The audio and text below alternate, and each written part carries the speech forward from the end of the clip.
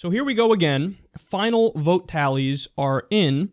So the establishment Democrats are doing round 2 of their scapegoating tour, blaming everybody but Hillary Clinton for her loss. It could not be that she's a shitty candidate with a shitty record.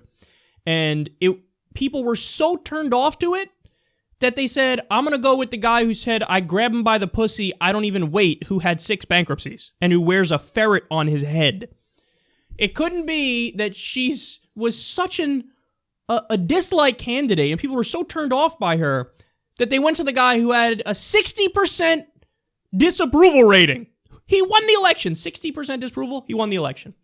Again, couldn't be her fault. Couldn't be the establishment Democrats' fault. Couldn't be, hey, you're corrupt and you took over $600,000 from Goldman Sachs to give him a few speeches, and you got the Clinton Foundation where you take money from Qatar and Saudi Arabia as you pretend to care about human rights, and you give them weapons deals as you pretend to care about women's rights are human rights and human rights are women's rights. Then why are you fucking giving weapons to Saudi Arabia, who's massacring women and children in Yemen? They don't let women drive. They call all atheists terrorists. You know, they behead people for drug smuggling and sorcery and you don't care about human rights. Stop it. People were so turned off by your bullshit, and that's what it was. It was bullshit, Hillary, that they said, you know what? I'm going to go with the grab him by the pussies guy. I don't even wait. That's a reflection on you. It was you versus him. You versus him. It wasn't FBI's James Comey versus him. You know, it was you. It was you. Okay, sorry. I digress. But so now, guess what? They're back. They're trotting out the old fucking bullshit argument. We know who to blame. Jill Stein. It's Jill Stein. It was Jill Stein. Okay, so the Hill reports here. Trump's victory margin smaller than total Stein votes in Pennsylvania, Michigan, Wisconsin. So do you understand their argument? They're saying, well, look, I mean, Jill Stein voters, if they had voted for Hillary, if Stein was out of the race, they would have voted for Hillary, and Hillary would have won. That's the argument that they're making.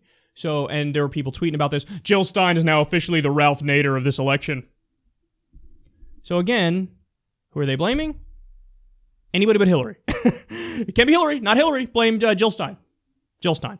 Okay. Now, why is this complete and utter bullshit? First of all, have you ever spoken to a Jill Stein voter? The overwhelming majority of them, here's what they'll tell you. I would never, in a million years, vote for Hillary Clinton. And in fact, many of them would argue, and have argued, probably most of them would argue, either Hillary and Trump are equally bad. Now, you might not agree with them, but that's irrelevant. I'm telling you, this is what they would say, and this is what they believe. So to just assume, hey, they would have voted for Hillary, it's not true. Because they would tell you, okay, look, I think they're equally bad, or I even heard some say, I think Trump is the lesser evil, but I'm just going to vote for Hillary. Excuse me. Hilarious. I'm just going to vote for Jill because I would never vote for Trump because he's a monster. So first of all, your whole framing of like, well, if they didn't vote for her, they would have voted for Hillary. Obviously, that's just made up and not true. But there's a more important fact that literally none of these people will acknowledge. None of them. Every single one. Hear me now, quote me later. Every single one of these people going, blaming Jill Stein. They're not going to tell you, and that many of them don't know, that 9% of Democrats voted for Donald Trump. Weird. Seems like a pretty important fact to bring up when you want to talk about why the election was lost. So pick on the much smaller percentage of third-party voters and Jill Stein voters, Green Party voters. Say that you guys are the problem, even though you make up a smaller percentage.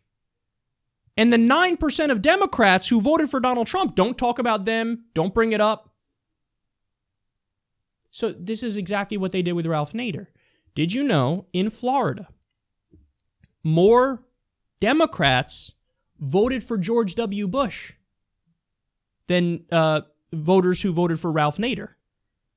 But instead of saying, hey, look, maybe if those Democrats had voted with their party, Gore would have won. True. If these Democrats had voted for Hillary with their party, Hillary would have won. True. Instead of saying that, that doesn't fit the narrative. Because the narrative isn't, my candidate obviously sucked because the people in her own party wouldn't vote for her. So what do they have to do? They have to say, scapegoat, I don't know, Green Party voters. Gary Johnson. They even tried cynically, let's throw in Gary Johnson there. Maddow did this the day after the election. She was like, because at the time, it wasn't true. If every Jill Stein voter in the country voted for Hillary, it wasn't true, based on the numbers we had at the time, that Hillary would have won. So what did she do? Lump Gary Johnson in there. Gary Johnson, the Libertarian candidate, who unquestionably took more votes from Trump, if anything, but again, that's not even a fair analysis because nobody's taking votes from anybody. They voted for Gary Johnson because they want Gary Johnson. But what Maddow would say is, well, if all of Jill Stein's voters and half of Gary Johnson's voters voted for Hillary would have won. Hillary would have won. But that's that would never happen. It would never happen. That's the fucking point. That's the goddamn point. So, again, anytime anybody brings this up to you, Jill Stein cost Hillary the election. She cost Hillary the election because if these people had sucked it up and voted for her, she would have won. Your response is, well, what about if the 9% of Democrats who voted for Trump voted for Hillary? And why are you not bringing them up? Because it's a much higher number than the ones who voted for Jill Stein. They're not bringing it up because it doesn't fit the narrative of bash the shit out of third parties and try to make people fall in line. That's the point of doing it.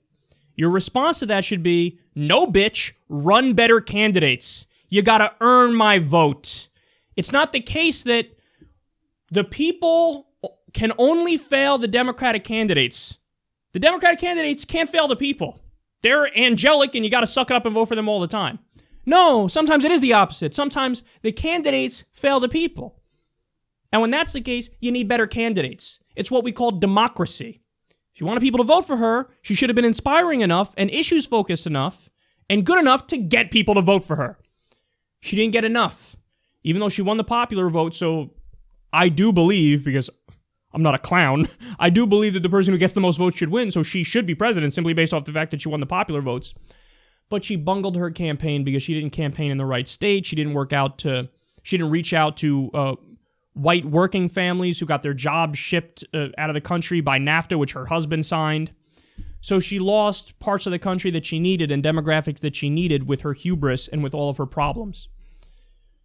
So, but I digress, because main point is they're going to blame Jill Stein. They're wrong to blame Jill Stein. And none of them will bring up, hey, you're blaming the much smaller number of Jill Stein voters. How about the 9% of Democrats who voted for Trump?